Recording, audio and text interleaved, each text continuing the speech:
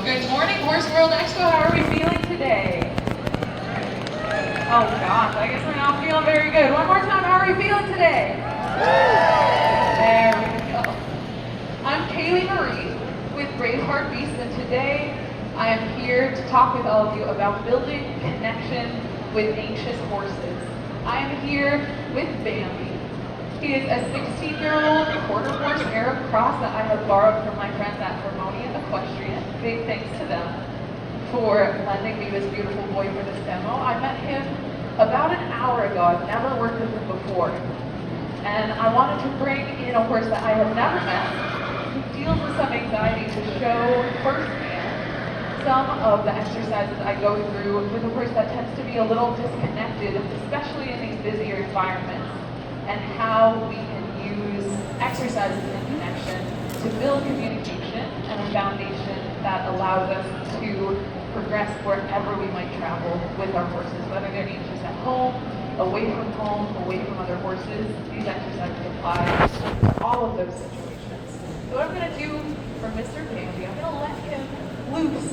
Considering that I don't know him, the first thing I want to watch for from an anxious horse is their natural tendencies. Do they seek people? Are they more apt to be curious about their environment? I will ask the crowd if he comes over to you, please don't pat, please don't kiss or touch. I want to see how he interacts with this environment exactly in the way that it is right now. I'll have to do a solid start. Good. So we're just gonna sit quietly here as he settles in a little bit. I'm gonna talk some about the principles and the concepts behind the exercises I'm gonna be using today. In order for me to show up for Bambi in a way that's gonna encourage connection, I have to take into account some important things about him as a horse. Very naturally, very naturally for our horses, it's important to understand that their bodies go to where their minds are. Whatever they're thinking about is what they're going to travel towards. Now, as a Liberty trainer, what I do, I train and perform with Liberty horses and use the principles of Liberty work to apply them to daily handling and training with all different kinds of horses. This is an important principle because it builds the ability to keep our horses with us without any kind of physical connection. This is also a really important building block of connection in general, regardless of whether or not Liberty work is a goal of ours. So a goal of mine today is going to be influencing what Bambi is thinking about as he's in this space where he's obviously feeling a little insecure. I also have to understand for him what his priorities are. What does he have to find in the relationship he has with me that's going to allow him and encourage him to find connection? And for him as a horse, as a prey animal, it is the feeling of safety. This is huge for our horses in everything that we do with them. One of the biggest sources of safety for our horses is the idea of consistency, of predictability. And there are three sources of consistency for our horses. And these sources happen in stages. What I mean by that is that as our horses travel through these stages, as they progress, what they're progressing in is emotional regulations, their ability to manage the emotions that he's feeling right now. He's currently in a situation where he feels a little out of step, where he doesn't really feel like he can find a quiet place to relax, and he doesn't really feel he has the ability to find that relaxation on his own. That's because right now, there isn't consistency in the very first stage, the first place where they look for it, which is their environment. By a show of hands, who has been around a horse that swoops from the chair in the arena, isn't there one day, and is there the next? Yeah, we've all been there. And we start to wonder, what's so scary about the chair, right? It's not the chair. It's the lack of consistency in the environment and the lack of trust in themselves to find consistency elsewhere. Consistency equals safety, and if they rely on what's around them to be consistent, and suddenly it's not, they suddenly feel less safe and are more apt to be anxious. The next place after the environment that I want my horse to start to see consistency from is me. By having consistent expectations, consistent boundaries, I can begin to build a context for my horse of the consistent conversation I'm going to be having with them. What's important to understand about this is that if my expectations, if my foundation is consistent all the time, I can take that consistency with me into situations like this. Ideally, I'd be building that foundation in what I might call a neutral environment, in an environment that's consistent, so that my horse isn't already anxious, right? I want them to understand the tools so that I can apply them when I find myself in a situation like this. So here, I'm not engaging with him yet, still observing, still watching. We will in just a second, he's ready. He's like, lady, get to it. But there's one more stage after our horse has become really confident in relying on the consistency from us. Like, I really like that he's actually seeking me a little bit. He says that he's up for a conversation. He's like, okay, do you need something from me? Maybe you have something that I can rely on, that I can find some security in. When I have a horse that can consistently find relaxation in those boundaries within that conversation with me, what begins to happen is that they find consistency in their own bodies, in their own emotional state. The more often we expose them to environments that create some anxiety, and the more often we help them come through it with the tools, with the exercises that they're familiar with, eventually that develops what we would call or self-soothing. That's my ultimate goal for my horse, is that regardless of whether or not they're with me, that they're able to feel okay, that they're equipped with the tools they need to find relaxation everywhere. Because relaxation allows for connection. So consistency equals safety, safety equals relaxation, relaxation equals connection. I know it's not math class, but consistency equals connection. So the very first thing I want to do with him is I want to start to play with pulling his thought back to me. Before I ever get into the process, as I might call it, the steps and the exercises that guide us, I need to have a feel for the horse I'm working with. Right now, that's why I'm observing him before we even open up the conversation. Is I want to have a feel for him, his tendencies, what he's going to be looking for. And as I begin to open the door of that conversation, the most important thing I need to notice from him is when he notices me. A lot of this comes down to self-awareness. Even when he's here with me right now, he's not actually attentive, right? He's so caught up in the environment that my changes, whether it's within my body, maybe my energy, maybe my hands, eventually maybe a noise or a touch, I need to be noticing when the attention comes back to me, and I have to make that space the quietest space for my horse. Horses appreciate peace and quiet above all else. This is very important to me when I'm working with my horses, is that when they are in a physical, mental, and emotional state that I like, that I'm quiet and I allow them to exist there peacefully. What I like about this is that means I don't have to work very hard when they're doing something that I like them to do, and that they start to trust any pressure or feedback I give them as a guide to the quietest place within a situation.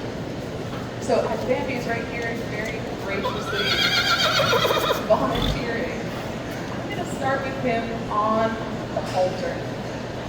And I'm going to begin with an exercise I like to call a quality check. And the reason I call it a quality check is because it is an exercise we use within the Liberty Foundation. However, it also applies to testing how attentive my horse is, seeing how easily I'm able to influence what he's thinking about. It's going to be a big piece of building this connection as we progress. And it's going to allow me to quality check what we might call raw, my ability to ask my horse to find me or follow me in a quiet way. As we build this once again, self-awareness and awareness of hip is incredibly important. So as we go, I'm going to be very mindful of the sequence of cues that I use to ask for his attention. I'm really big on not needing to tell my horse to pay attention before asking for something. I tend to just ask for it, as if you were engaged in a conversation with a friend, right? They don't have to be locked onto me at all times. I want them to be content. I want them to be relaxed, but I also want them to be very willing to engage as soon as I start talking. Imagine if you had to tap your friend on the shoulder every time you wanted to tell them something. That'd be pretty exhausting. So when I talk about this sequence, for me, this begins within my body. Right now, I have no expectation that he's connected to me. I need to be very aware of the moment that that expectation changes, and to realize that eventually, that should be all I need to ask his attention to come to me. We might talk about this as a rise of energy. For me, I feel that right in the core of my body as my attention is going to shift to him. What you're going to see is that I am going to rock my body slightly back with an angle in between my body and his shoulder. And if the attention doesn't come with me, if I don't feel his body draw to me, I'm going to be taking the tail end of my rope to send pressure to his hind quarter. What's important about this is that I'm not using my halter to pull my horse. If I'm physically making something happen, but the thought isn't congruent, is not nearly as valuable as creating movement, creating energy, and then using the thought that comes to me, the source of the energy. Right? Of course, he's going to be curious, using that thought to encourage him to seek me. As soon as I feel that thought reach me, I'm going to become quiet. As soon as his attention drifts off again, I'm going to ask the same question. Or you're going to start to see, slowly but surely, these emotions begin to come down. So as we go here, my expectation is going to start to come.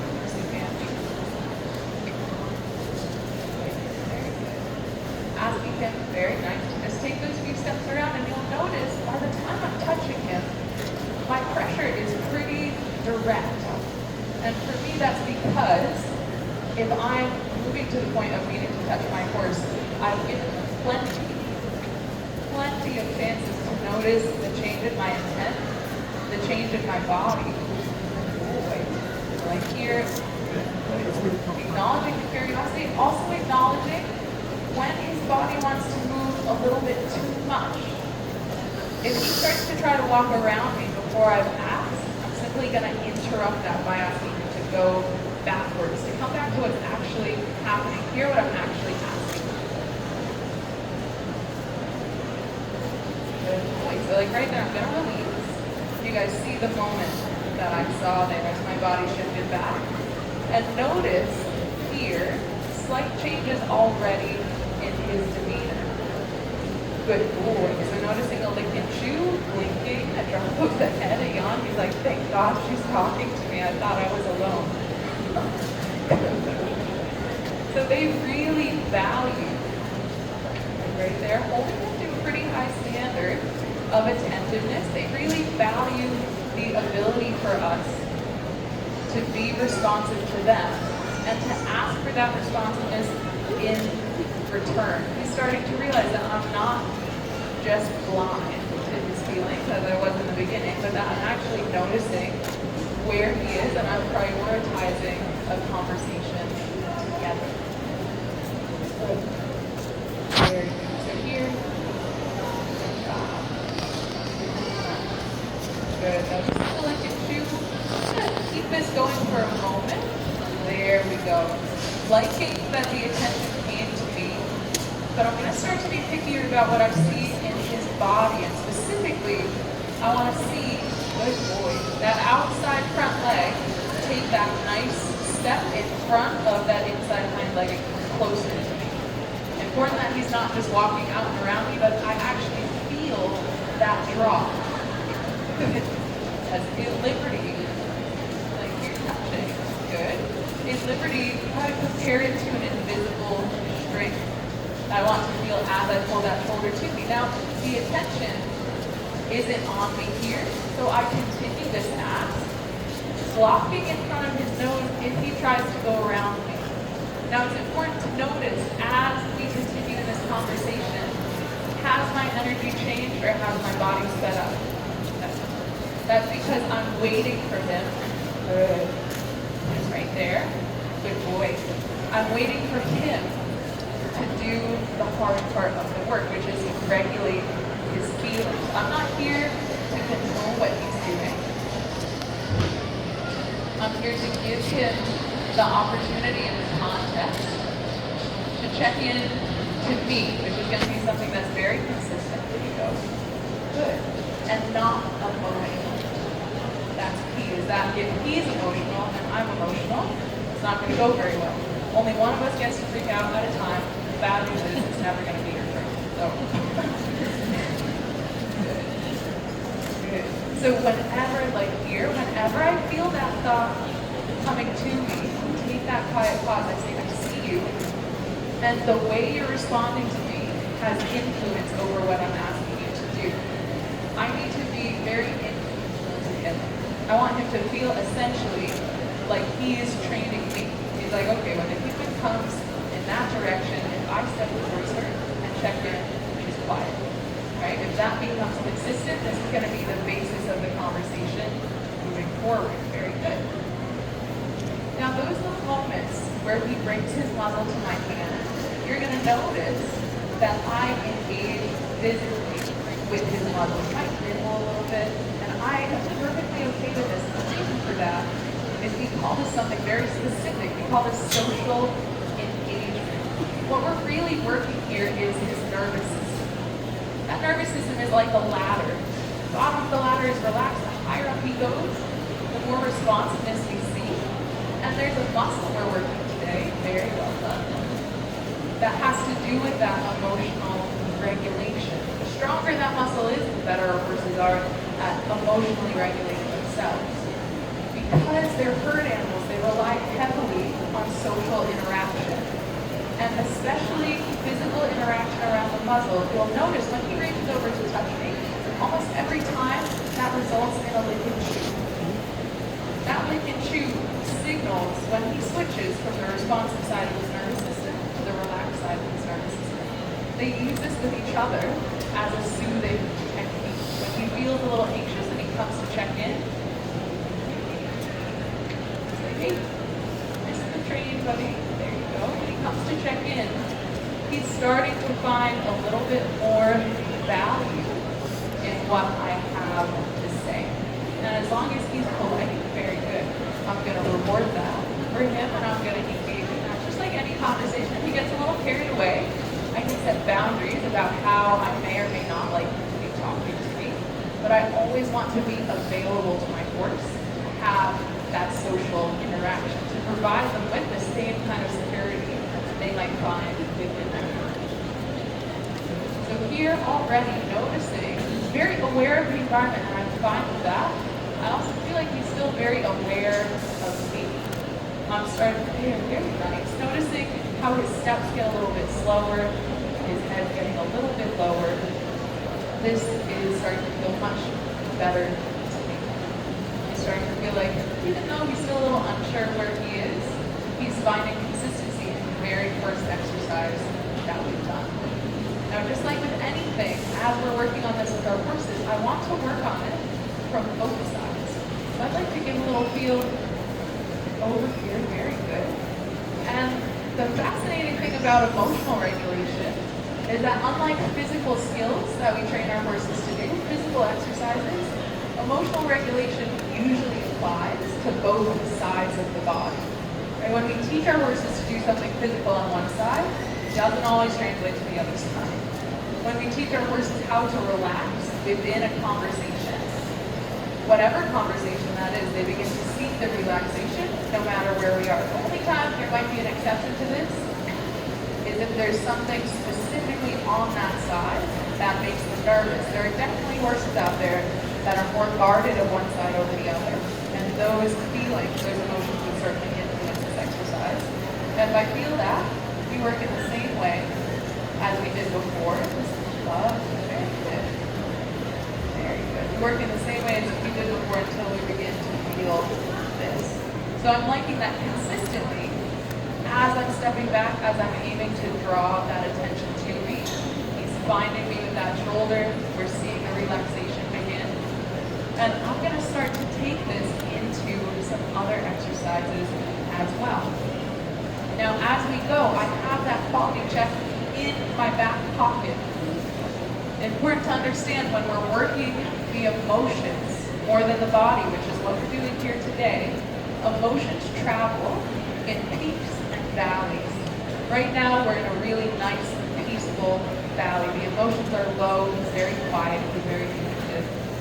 It's not uncommon for those emotions to climb again, for just thoughts maybe just start to spiral a little bit. Who knows? It might be perfect from here on out. But as you're working with your horse, if they start to become emotional again, don't lose hope, don't get frustrated, don't give up. It's simply what we might call a mental repetition. I mentioned that mental muscle that builds the emotional regulation. Every time we see our horses climb up that ladder, and every time we see them come down, we're working the mental muscle. There's a huge amount of value in helping our horses navigate those emotions, as long as we can end up in a calm and relaxed place. So we're going to watch things unfold within here. The next piece of our conversation starts to become a little bit more technical. Question number one, can you pay attention to me? Can I draw your thought to me? And when you reach me, can I start to give you a quiet place? We answered those questions here successfully. The next questions I need to ask him have to do with space. Horses communicate through space. They do this in three ways. They can give space, take space, and hold space. Giving space, if I were to step back, or sleep now, if I were to step back and invite him to me, I'm giving the space in front of my body. If I ask him to go back, I'm taking space in front of his body. Holding space is a little more complex. This is when my intention and my horse's intention don't align. They might adjust their body, move themselves to put me spatially in a different position if I'm going somewhere that they're not comfortable with. Emotionally, I might have to hold space for my horse like we did with him just a little while ago when I stayed consistent, when I was unchained and holding space, waiting for him to come back and find me. It's waiting to find congruency between those two things. So right here, we can see he's very willing to be with me. Right? Maybe a little distracted. I've been checked out a little bit, right? As I've been talking to all of you. We also notice there's not a lot of recognition about where my space begins. If our horses communicate through space, this means that if we don't have a space that's well defined, we're going to have a hard time providing clear communication. This is not what happens with him. It's not about what happens with me. It's about the space in between the two of us and what happens within that space. So he has to recognize that my awareness of my body, the place where I become responsive, doesn't begin here. It begins about here for me. I'm absolutely fine with my horses being close to me as long as they know that they're close. Until I have a horse that consistently demonstrates awareness of my space, I'm going to be more apt to keep them attentive, keep them accountable to maintaining the space in between the two of us. Now, how do we define this space where we become responsive? Good question. This is timing. The consistent timing of my responsiveness tells him exactly where I feel him and exactly where I'm going to begin the conversation. We watch horses travel together in a herd setting. We see this quite a bit, right? They can run together, dozens of them, without running into each other because they feel and maintain that space at all times. So as we're walking here, my favorite way to introduce this to my horse is teaching them to lead off of body language. This is the next tool I want in my toolbox as far as consistent things I can provide for my horse to aid with anxiousness away from home in spaces where they're going to be nervous, bringing them back to things that they're familiar with. So noticing if I stop, like here where he's mentally with me, that's a huge step to cross off. He's already going to be willing to respond to me. We notice where he naturally stops, his shoulder is about even with mine. If I was going to draw that bubble, that space, he's inside of it.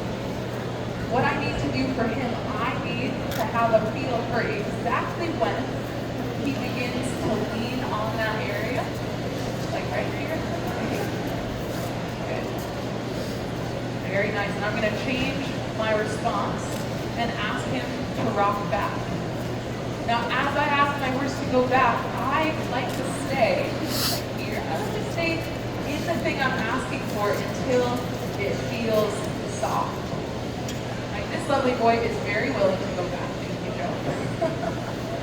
But some horses, we turn around, we ask them that question, and immediately the anxiety spikes.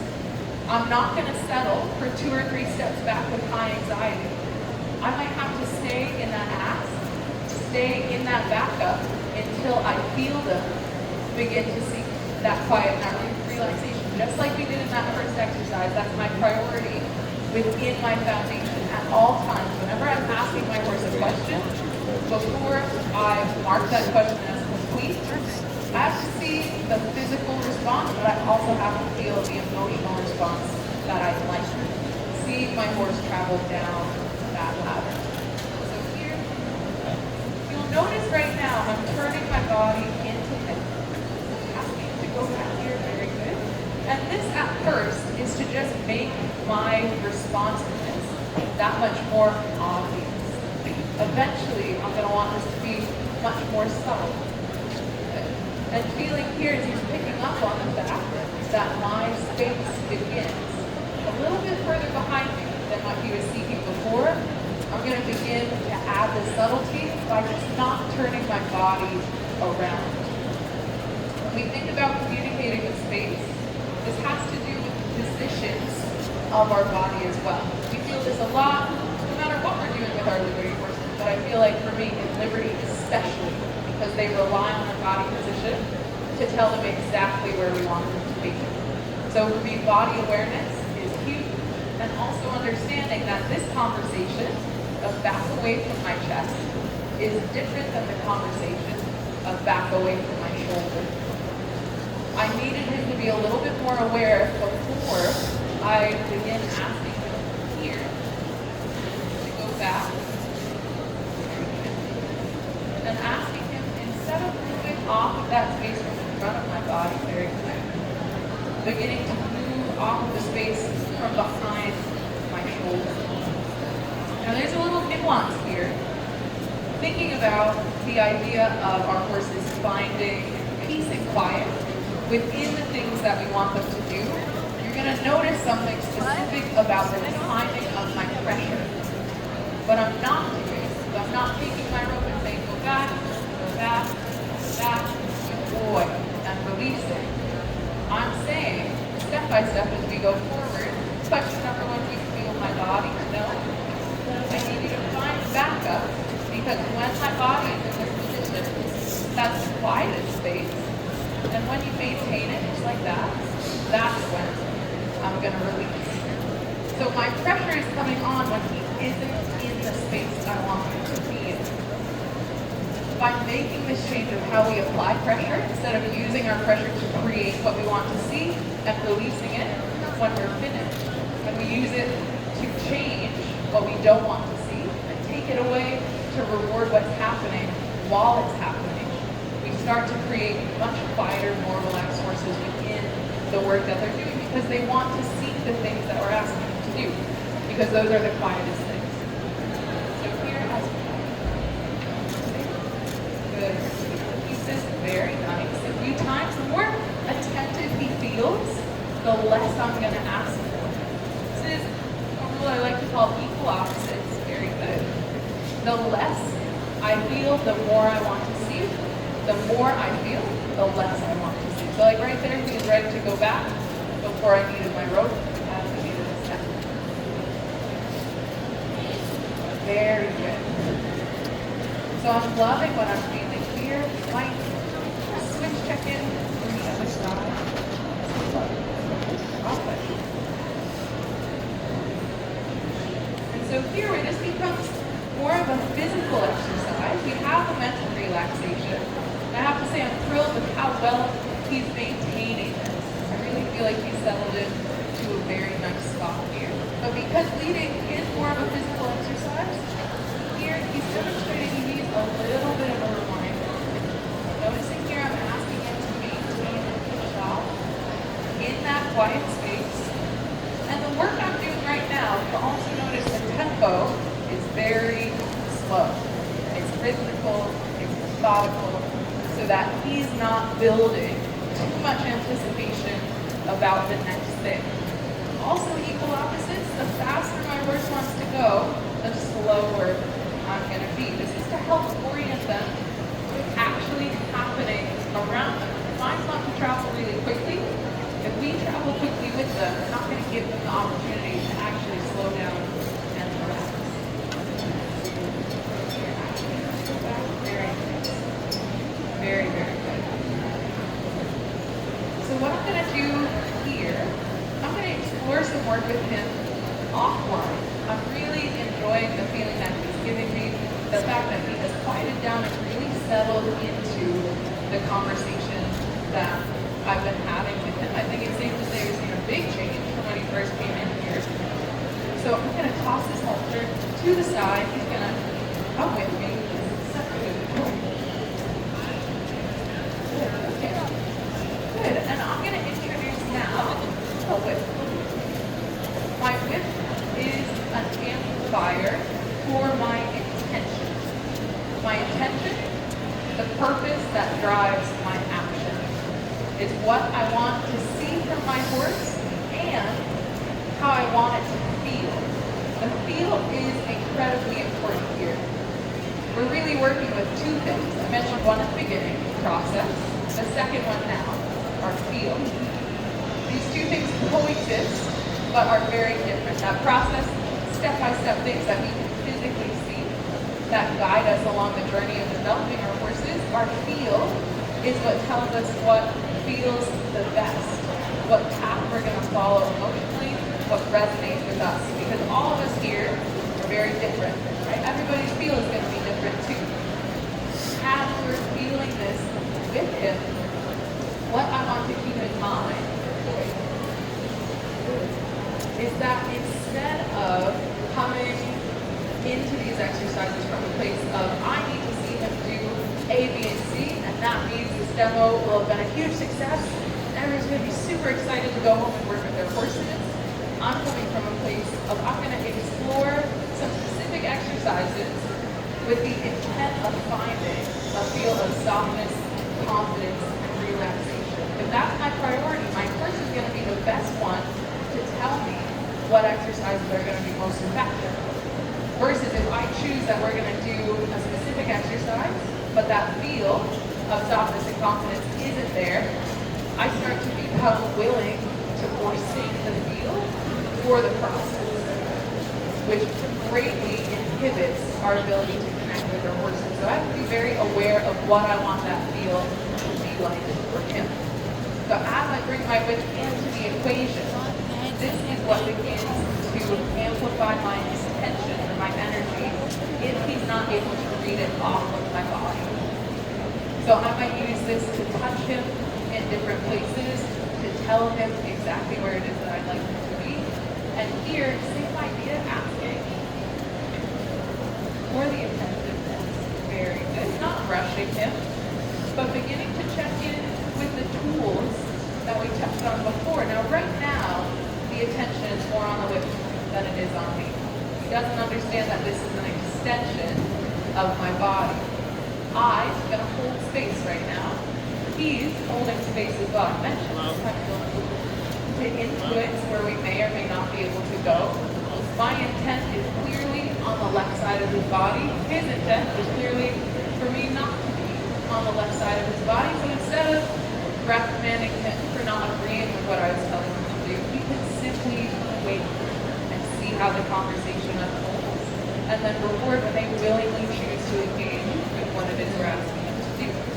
I'd like him eventually to process, to walk next to my right shoulder with my whip in my left hand. The feel, I want him to be soft and confident. If I push him too quickly into this, I'm going to forsake the feel for the process, which is not what we want to do. So my whip right now, amplifying the intent to be on this left side. Notice the slowness in my body, the consistency in my steps. And right here, he's not attentive, so I'm going to touch. And here, I have a funny decision to make to send him out and away from me. I need to prioritize the responsiveness of my horse. If I have the attention, that's when the conversation can be most productive. So there, as he's a little unsure of me introducing the whip to the conversation, I need him to understand that there's an expectation of being responsive before that conversation can continue. If he's not willing to engage with it, we're not going to get very far. So here, very nice. See if I can draw that curiosity. Once again, his body's going to go where his mind is. Good boy. Very nice.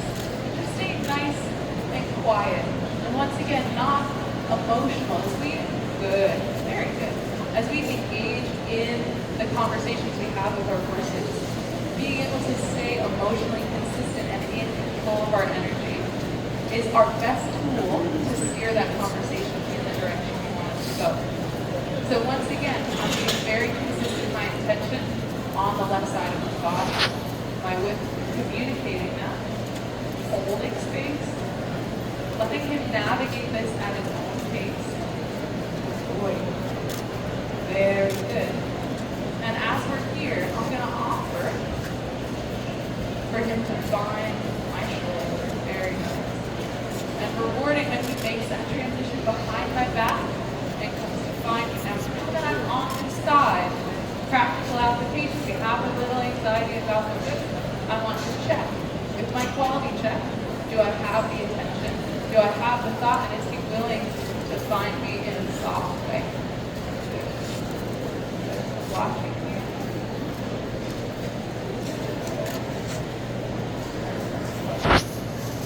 You'll notice my hand is up by his cheek. I want to give him the ability to navigate this how he sees fit, but I also, good boy, need to express my own boundaries. Like there, I'm confident that my whip wasn't doing anything to justify the level of guardedness we had in that situation. It was out of the picture. When there is no energy in this whip, it means nothing to my horse. It shouldn't mean anything. Feeling him trying to bring his head in between me and him to prevent me from being on the side, my hand up by his cheek simply told him that I was going to hold my space on the side of his body. So you're asking, good, for the attention. Yes, very good. And as we become attuned to our horses, tuned into their feelings, tuned into their thoughts, we can really start to feel the moment that they become soft. There are definitely physical signs, like we talked about the change in posture, maybe a lowering of the head, the blinking, the licking and chewing. But for me, there's a moment of transition from when he's apprehensive of my ask, to when he almost melts into the energy that I've put forth to ask him to come to me. I can feel him almost begin to lean into it and trust it. Come seek it. Very nice. Wait. So notice in here the feel becoming much softer. What I really like about the conversation we just had is we did have a little peak and a little valley. In the beginning, peak was pretty high. He was pretty emotional and found that release in a big way. As my horse begins to develop emotional regulation, the remedy to anxiety, you start to see the peaks and valleys operate much more like this. It's not a bad thing for horses to climb up that ladder as long as they stay in a space where they're mentally equipped to handle the emotions that they have. The more mentally equipped they are, the faster they find the relaxation, the smaller those emotional peaks become. So watching those patterns from him as we go here. I'm going to test here. Very good. So noticing how much quicker that decision was made on his part. He's the waters here. Once again, staying consistent. My intent on the left side of his body.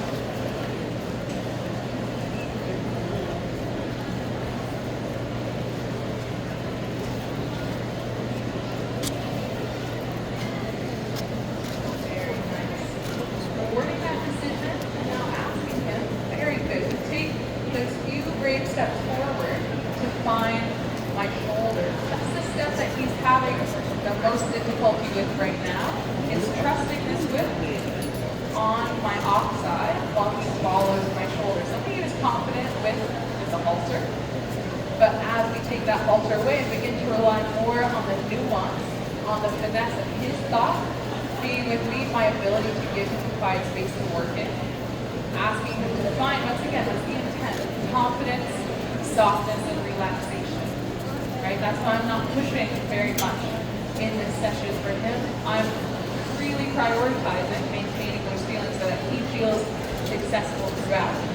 If he was a horse I was familiar with, that knew these exercises, we had a rapport, we had the foundation already built, I might be more apt to push him to an even higher standard of finding my shoulder in a quicker way, so that I can put him into the spot where he's going to find the most quiet. But where this is new territory for him, having these expectations stay consistent no matter what, and allowing him the time to explore is what's going to build that confidence. Biggest thing. Very good. Very good. Love this. Love this. So once again, being slow, being methodical, all of us are about ready to take a nap. What I can start to do is I can start to test my exercises and connection. Can I go from a walk to a quality check? Asking here, good, gently with my whip for his nose to come in. Asking from the quality check if we can go back to the walk. And relying once again on my energy, on my body position to initiate the conversation. He makes that question again. My whip points in the direction I need to go. I say, excuse me, this is where my intent is headed. The only time I might correct is if he starts to come past me with his body. If his body starts to travel past me, he's pushing through that boundary of my space that we talked about just a little while ago. Very good. I'm going to stop here for a second. I'm going to correct as he comes past my shoulders. Very good. Reminding him of that space, but also giving him a quiet space to be in right now, because that's one of the first times that he's willingly taken a correction from me to not switch onto the other side of my body.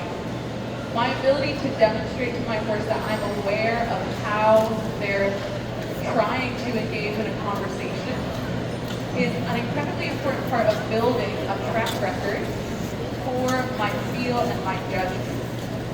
So once again, coming from that place of intent, I'm rewarding the feeling more so than the physical exercise at this point.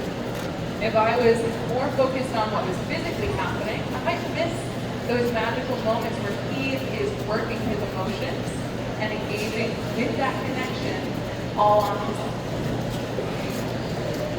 I don't know if I'm a detail-oriented person or maybe just really lazy, but I really don't like to work to keep my horses with me. I don't want to have to do a lot to keep them connected to me and maintain their attention. So by going slow in these ways and giving him the time and the space to navigate this on his own, I'm letting him build the tools that he's going to need to keep up to his responsibility, up to his side of the bargain, if you will, in the connection that we share with each other. My job is to provide consistency until he's built enough emotional regulation to find that consistency on his own and to provide a quiet space to work in. His job is to exercise the emotional regulation and to look for the quiet spaces that I'm providing. When those things line up, that's when we start to have a very consistent and relaxed relationship with our horses that is applicable anywhere we go. And for me, that's the magic of what we might call relationship-based training. I like to call it liberty-centered training, because as we can see, he is at Liberty right now. This wasn't a Liberty clinic, but being able to take principles and build them into the daily work that we do with our horses to teach them to relax, teach them to connect. I think it's just incredibly powerful and pretty beautiful. I think I am one of the luckiest people alive that I get to do this for my life. I'm not even going to call it a job.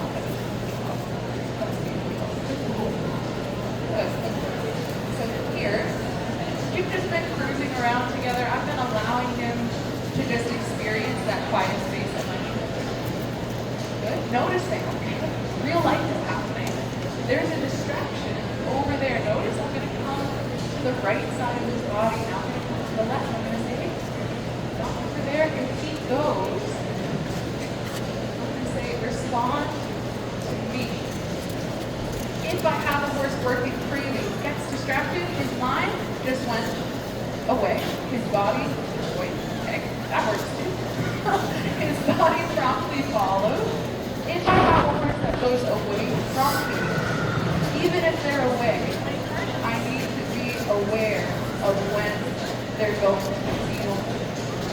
I want to have the ability to ask for what I would call focus forward, which is when I apply pressure from my body that they are responsive to that pressure, that I can ask for forward motion without it being frantic. But even when they're away from me, I can't have them mentally disconnected.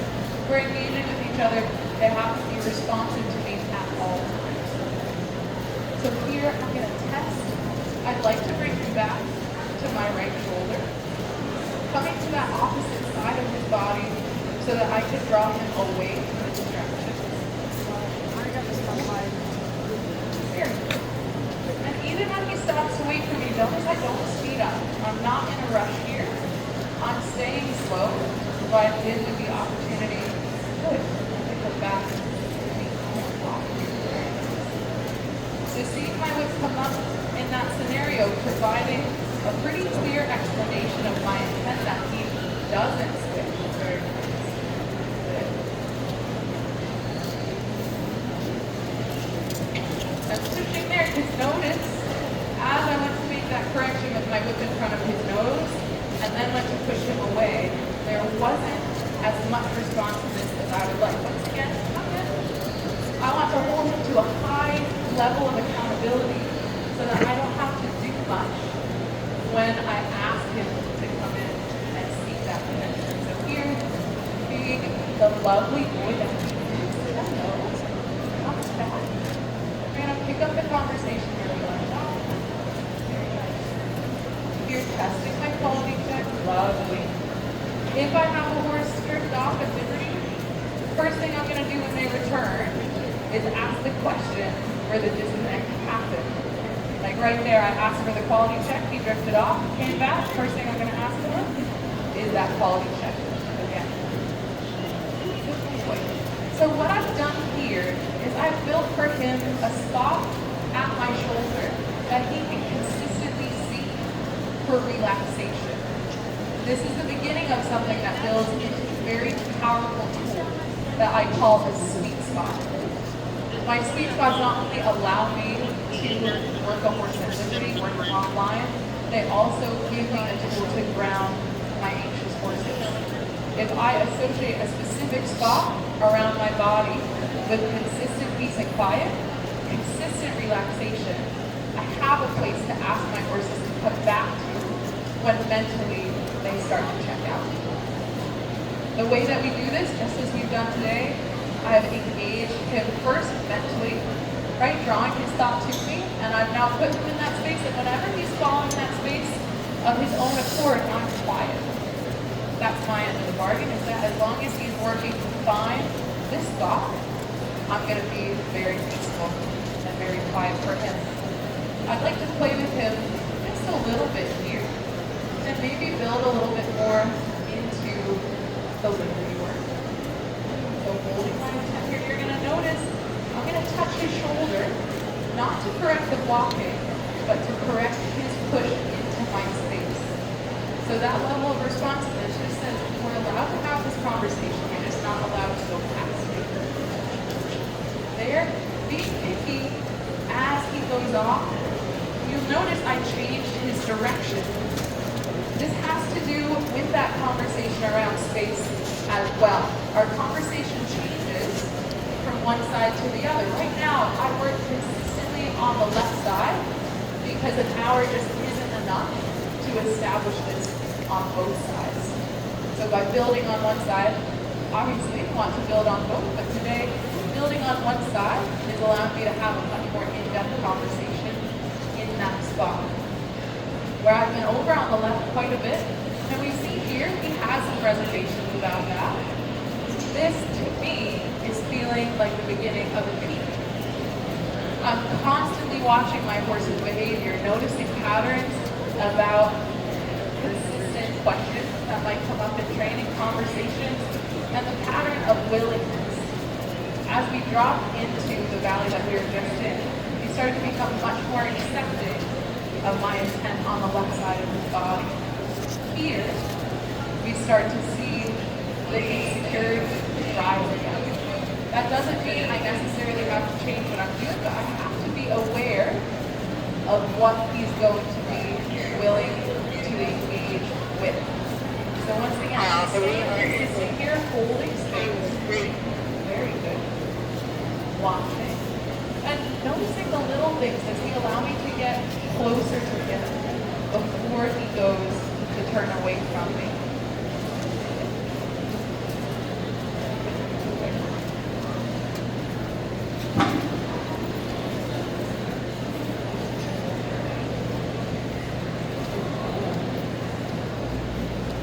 Very good. And I'm going to do something here that's a little different. Instead of getting caught onto that idea of going back into the physical exercises that we were just in, okay, he said yes, we're going to go back, walk in the shoulder. What can I do to acknowledge the softness and the confidence that he just gave me? And a question that in that moment, obviously was more difficult than it was before, I disengaged. That was my thank you. I said, okay, obviously my intent to work with you on that side is pressure, right? That pressure is something he's not necessarily confident in engaging with. The most quiet I can give him in that situation after a successful answer is at least for a moment to take the pressure and the expectation completely away. So that he doesn't feel like I'm only here to move him, but that I can also recognize those moments of effort. So here you think back to the conversation.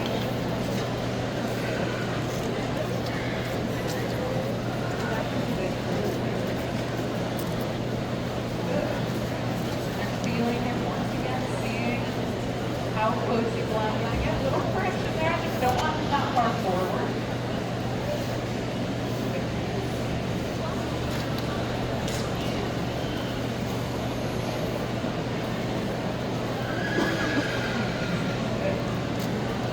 The distraction. So it's interesting to see, right? Because you land no matter what, no matter what, you start no matter what. It's like not as far as you were in the session. Here, he'll come up and speak to the spot. So it'd be interesting to see. I'm going to correct there. Nicely done. Quality check. And how she Can I pull him back to me? Love. So using these tools that we've built just in the last hour to navigate the insecurity and to navigate the connection that I like to have. Once again, you can see I'm relying on my body, on my ability to draw his thought, his curiosity, and to provide him with that relaxation, to give him something that he wants to see. That's incredibly important. I'm not just expecting him to be with me because I'd like him to be. I want him to be with me because I can give him the things that he needs in order for our relationship to be fulfilled. Which is consistency, relaxation, and safety. So for a demonstration, we covered quite a few exercises with him. This is also a training session for him, right? To come out into an environment this difficult with this many people staring. Any of you who are out here, you'd be pretty nervous. What I like to do with him, I want to finish this in a way that I would finish with my own person at home. If I engage in this kind of session where we work so much on the willingness to connect and the emotion, I like to drop into a space as quiet as I possibly can, ultimately, come down and I'll ask them to stay attentive to me. The only time I'm going to change what's happening here is if his thought begins to change. And so watching his body, asking him to come down. Once again, his body's going to go to where his mind is. If his mind is on me this whole time, if physically, emotionally, energetically, I've been down, I can ask him to come down. That's about right here. Testing. As that thought begins to travel, can I bring him? And watching the eyes, watching the ears. Very good. And going into a quality check as much as I need to. Sometimes I'll only need to shift my weight. Sometimes I might need to bring this thought back to me. But thinking about my own energy, almost coming down and sinking into the ground and inviting him to do the same. If I'm sitting down here and going, I hope he wants to come down and cuddle with me. And if he doesn't, I'm going to have a terrible rest of my day. It's not going to be the vibe that he's at. So once again, coming from a place of intention, not expectation, is what allows us to show up in a really honest way for our horses. There really has been no big expectation on him today, other than that he trusts me to facilitate a conversation that lets him find relaxation and confidence that's going to fill him up to be successful in places like this. Here on HWE. Very good. So while I'm down low, eye level with all of you. Are there any questions before they tell me to wrap up and kick me out of the crate? Yes.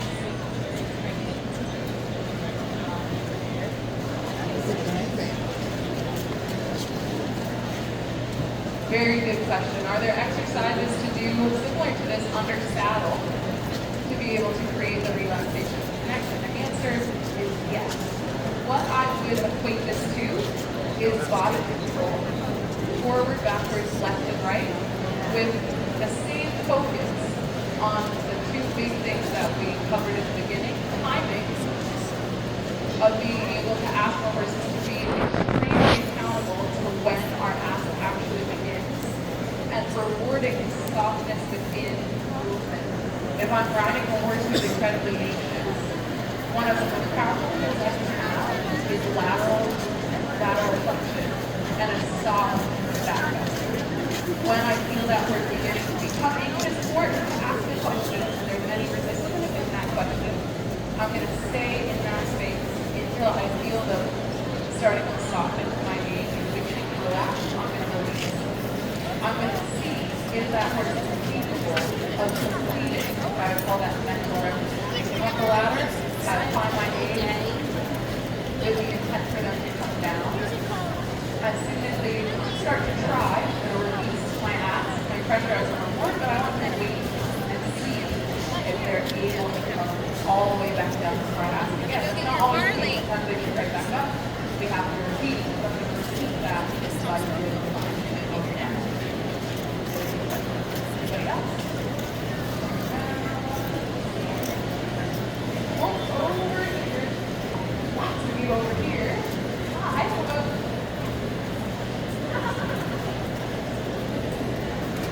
Speak up a little bit. Good question. Why do we have a word that's difficult to approach? That's a little apprehensive of us coming into their streets. When I have a horse that doesn't want me to approach them, I really focus on my ability to show them that I'm aware enough to see and respond to their words. So this is something I might call a comfort line, where, say, 20 feet away is where they start to become a little apprehensive, right? I'm walking up to them and I see the stress signal start. The pressure of my approach is enough to activate the nervous system. Just like any other mental repetition, I'm going to apply my pressure. Say, in this case, I'm going to approach it until I see the word begin. Before that horse feels the need to leave, I'm going to stop on that spot. And I'm going to hold my pressure myself in that spot until until I see that horse relax, and I'm going to walk away. Then I'm going to come back and apply the same thing over and over and over again. That horse is in control of how close I get. You'd be amazed to see how quickly they begin to trust our approach and they realize they can control how close we are. I think that's all the time we have in here today, folks. It's a little rude. I am at loop 407, which is literally just down past the crown at the end of